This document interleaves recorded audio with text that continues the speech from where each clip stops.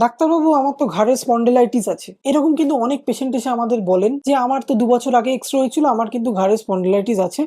আমার এই সমস্যা।" এই ধারণাটা কিন্তু একদমই ভুল। কারণ আমি কোনো ৩৩, ৪০, ৫০ বছর ভদ্রলোকের যদি কোনো সিম্পটম নাও থাকে, তারও যদি এক্স-রে করা হয়, তার এক্স-রেতে কিন্তু সার্ভাইকাল স্পন্ডাইলোসিস এর সিম্পটম ধরা পড়বে। তার কোনো ফিজিক্যাল বা অ্যাকচুয়াল সিম্পটম থাক বা না থাক। সেইজন্য spondylosis is not important. What is important is your posture, আপনার নেক বা স্ট্রেংথ, আপনার নেক বা ঘাড়ের কতটা জোর আছে, আপনি কতটা নিজেকে মেনটেন করছেন বা প্রপার পশ্চার মেনটেন করছেন, আর কতটা এক্সারসাইজ করছেন, কতটা নিউট্রিশন, হাইড্রেশন মেনটেন করছেন। সেই জন্য স্পন্ডাইলোসিস ইজ ভেরি কমন, যেটা যে কারো থাকতে পারে, তার সিমটম থাক বা না থাক, কিন্তু সমস্যা সবার থাকবে এরম কিন্তু নয়। সেই জন্য এক্স-রে বা কোনো ডায়াগনস্টিক টেস্ট রিপোর্টে কি এলো সেইটাকে ধরে বসে থাকলে হবে না। দেখতে হবে আপনার সমস্যা কি হচ্ছে, আপনার কোনো সিমটম, আপনার কোনো কাজ করতে অসুবিধা হচ্ছে কিনা। যদি সেরম কোনো সমস্যা থাকে তবেই আপনি কোনো ডাক্তারের কাছে যান, কোনো ফিজিওথেরাপিস্টের কাছে যান আপনার সমস্যার সমাধান করার জন্য। না হলে প্রপারলি এক্সারসাইজ করুন আর নিজের ঘাড়কে ভালো রাখুন।